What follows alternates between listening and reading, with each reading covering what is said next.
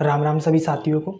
तो आज कल हमने कोशिका के बारे में जाना था, है ना? तो हमने जो सेल के बारे में काफ़ी कुछ जाना है। तो अभी हम डिफरेंस जानेंगे किस किस के बीच में, एनिमल सेल के बारे में और प्लांट सेल के बारे में डिफरेंस क्या क्या है, इस बात पर हम ध्यान देंगे। एनिमल सेल और प्लांट सेल के बारे में डिफरेंस जानने की कोशिश करेंगे, ठीक है? देखो, जो एनिमल सेल होती है, जो जंतुओं की जो सेल होती है, वो छोटी होती है, छोटी भी होगी और गोल भी होगी, ठीक है? जो छोटी होगी और एक गोल होगी। जबकि आप प्लांट सेल के बारे में बात करोगे तो प्लांट सेल जो है बड़ी है ना? तो पेड़ पौधों की जो सेल होती है वो बड़ी होती है, कोशिका बड़ी होती है और चौकोर होगी, कुछ इस प्रकार की चौकोर होगी, बिस्किट की तरह यहाँ पर एक चौकोर होने का काम करेगी। चौकोर बिस्कुट इसको मान सकते हैं, इसको गोल बिस्किट इसको मान सकते हैं, ठीक है? तो एनिमल सेल छोटी होगी, गोल होगी, जबकि प्लांट सेल बड़ी व चौकोर दोनों होगी।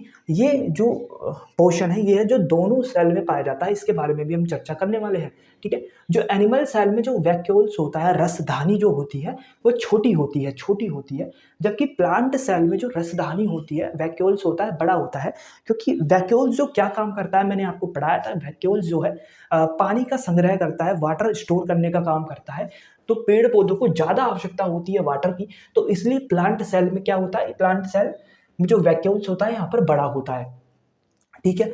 तो दूसरा हम बात करें, जो एनिमल सेल में जो कोशिका होती है, कोशिका के बाहर जो है छोटी बालनुमा संरचना पाई जाती है, छोटी बालनुमा संरचना पाई जाती है। इसको सीलिया नाम बोला जाता है, इसका नाम होता है सीलिया। ये छोटी जो है बाल जैसी जो संरचनाएं हैं, इसको सीलिया बोला जाता है। जबकि ये बड़ी सी पूंछ जैसी जो संरचना पाई जाती है ना, एनिमल सेल में, उसको फ्लैजेला बोला जाता है। तो पूछा जाता है एग्जाम में कि जो कोशिका के बाहर जो छोटी बालनुमा है ना, बाल के समान संरचना है, इसको क्या बोलेंगे? तो इसको सीलिया नाम से बोला जाएगा। और ये लंबी जो पूंछ जैसी संरचना है, इसको फ्लैजेला नाम से यहाँ पर बोला जाएगा।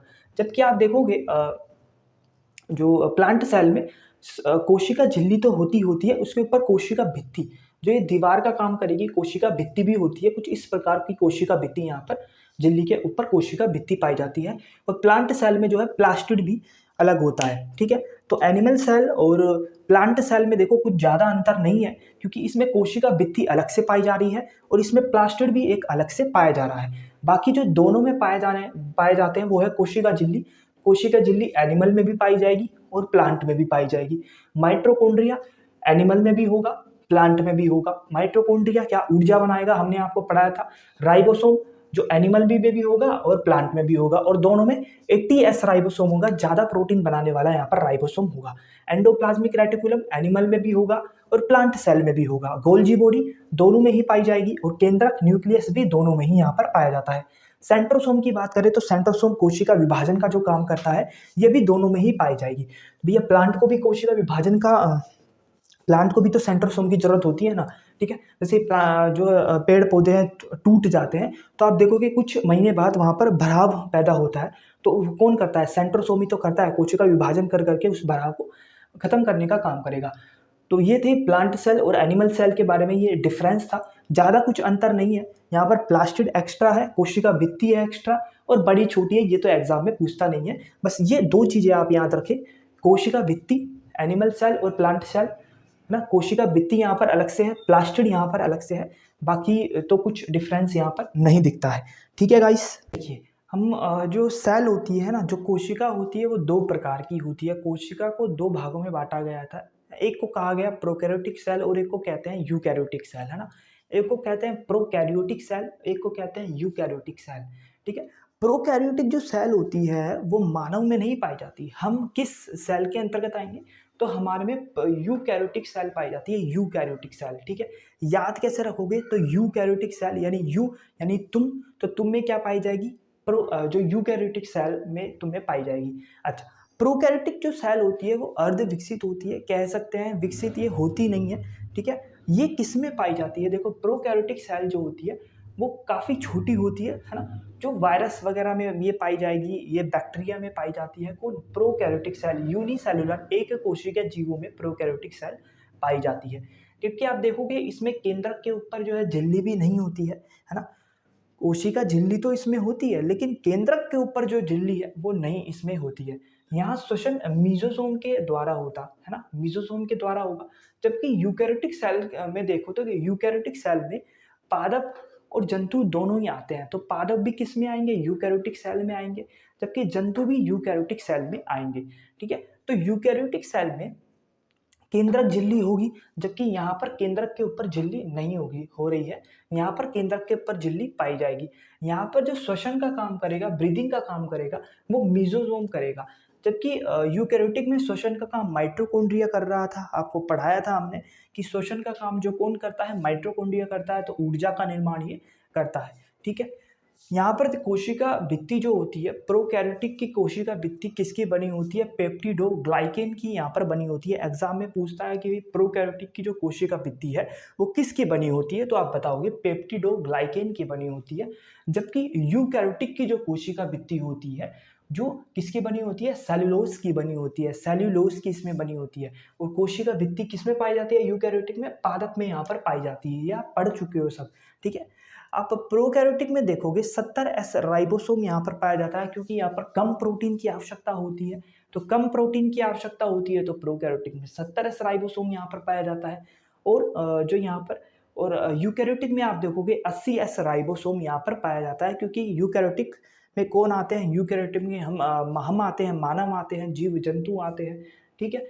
कुत्ता, बिल्ली, गाय, भैंस, बंदर वगैरह तो यूकैरियोटिक में आते हैं। इनको ज़्यादा यहाँ पर प्रोटीन की आवश्यकता होती है, तो ज़्यादा जो है 80S राइबोसोम यहाँ पर पाया जाता है, ठीक है? यहाँ पर आरएनए मिलेगा, वो भी अर्ध विकसित मिलेगा। यहाँ पर डीएनए मिलता है, वो भी पूर्ण विकसित रूप से यहाँ पर डीएनए मिलता है। इसको कह सकते हैं ये प्रारंभिक अवस्था भी कह सकते हैं इसको। इसको यहाँ पर ये पूर्ण विकसित अवस्था होती है, ठीक है?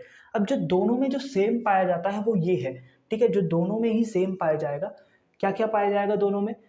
प्रोकैरियोटिक सेल में सीलिया पाया जाएगा। सीलिया आपको पढ़ाया है, सीलिया है ना? जो कोशिका के जो ऊपर जो बालों की समान छोटी-छोटी संरचना है उसे सीलिया कहते हैं, ठीक है? दोनों में ही फ्लैजेला पाया जाएगा। प्रोकैरियोटिक कोशिका और यूकैरियोटिक कोशिका में दोनों में ही फ्लैजेला पाया जाता है। देखो ये कन्फ्यूज़न वाला टॉपिक है, यहाँ पर कन्फ्यूज़ होते हैं बच्चे, क्या ना? एग्ज़ाम में पूछ लेता है ऑप्शन देके कि यूकैरियोटिक कोशिका में क्या नहीं पाया जाता, या फिर प्रोकैरियोटिक कोशिका में क्या नहीं पाया जाता, तो ये अंतर आपको समझना पड़ेगा, ठीक है? यूकैरियोटिक और प्रोकैरियोटिक में दोनों में जो पाया जाता है वो है सीलिया और फ्लैजेला, है ना? सीलिया और फ्लैजेला। प्रोटोप्लाज्म जीव द्रव्य, अब ये जीव द्रव्य तो दोनों में पाया जाएगा ना, यहाँ जीव द्रव्य नहीं पाया जाएगा तो ये जिंदा कैसे रहेगा फिर ये, है ना? तो जीव द्रव्य तो पाया जाएगा किसमें? दोनों में ही पाया जाएगा। दोनों ही प्रकाश संश्लेषण भी दोनों में ही पाया जाएगा। भैया पेड़ पौधे प्रकाश संश्लेषण तो करेंगे ना, यहाँ पर भी प्रकाश संश्लेषण दोनों में ही होता है। और झिल्ली, कोशिका झिल्ली दोनों में ही होगी, कोशिका झिल्ली दोनों में ही पाई जाएगी, ठीक है? कोशिका झिल्ली भी दोनों में ही पाई जाएगी। तो ये बेसिक सा अंतर होता है प्रोकैरियोटिक और यूकैरियोटिक कोशिकाओं के बीच में। प्रोकैरियोटिक और यूकैरियोटिक कोशिकाओं के बीच में ये एक बेसिक अंतर है, ठीक है? यहाँ से बाहर जो है क्वेश्चन नहीं जाते हैं, ठीक है? तो सेल सेल को दो भागों में बांटा गया, एक को कहा गया प्रोकैरियोटिक सेल, एक को कहा गया यूकैरियोटिक सेल। प्रोकैरियोटिक सेल किसमें पाया जाएगा? जो यूनिसेलुलर है, एक कोशिकीय जीव होते हैं ना, उनमें प्रोकैरियोटिक सेल मिलती है, ठीक है? जैसे छोटी होती है ये काफ़ी, जैसे वायरस है। वायरस में प्रोकैरियोटिक सेल पूछा जाता है, वायरस किस सेल के अंतर्गत आएगा? तो प्रोकैरियोटिक सेल के अंदर वायरस जो है आता है। वायरस क्या है? एक यूनिसेलुलर है, एक कोशिकीय जीव वायरस होता है। केंद्रक के ऊपर यहाँ पर कोई झिल्ली वगैरह है ही नहीं, है ना? कुछ नहीं है, कोई झिल्ली वगैरह केंद्रक के ऊपर है ही नहीं, ऐसे घूम रहा है खुले में, ठीक है? यहाँ श्वसन जो है मेसोसोम करता है, यहाँ पर श्वसन तो मेसोसोम करेगा, है ना? तो पूछा जाता है भैया प्रोकैरियोटिक सेल में श्वसन का कार्य कौन करता है? तो आप बताओगे मेसोसोम यहाँ पर श्वसन का कार्य करेगा। कोशिका भित्ति, प्रोकैरियोटिक कोशिका भित्ति जो है पेप्टिडोग्लाइकेन की बनी होती है, और 70 है ना 70S राइबोसोम यहाँ पर पाया जाता है, और ये इसमें आरएनए होगा, वो भी, है ना, अर्ध विकसित रूप में यहाँ पर होगा, ठीक है? फिर ये आप बात करें यूकैरियोटिक सेल की, यूकैरियोटिक सेल में जो है पादप भी आएंगे और जंतु भी आएंगे, है ना? पादप भी आएंगे, जंतु भी आएंगे। तो इसमें केंद्रक झिल्ली होगी, है ना? ये श्वसन माइटोकॉन्ड्रिया के द्वारा होगा। कोशिका भित्ति सेलुलोज की यहाँ पर बनी होगी। 80S राइबोसोम यहाँ पर पाया जा रहा है, और डीएनए भी यहाँ पर होगा पूर्ण रूप से। जो दोनों में जो कॉमन है उसको मैंने यहाँ लिखा है, दोनों में जो कॉमन है इसको यहाँ लिख दिया गया है। सीलिया और फ्लैजेला दोनों में ही कॉमन है, पाए जाते हैं। प्रोटोप्लाज्म दोनों में होगा, जीव द्रव्य दोनों में होगा, प्रकाश संश्लेषण दोनों कर सकते हैं, झिल्ली यानी कोशिका झिल्ली यहाँ पर दोनों में ही पाई जाएगी, ठीक है गाइस, तो ये थे जो डिफरेंस है, ये था डिफरेंस। यहाँ से काफ़ी क्वेश्चन पूछे जा सकते हैं सेल में से, कोशिका में से, ठीक है। तो जय हिंद, जय भारत।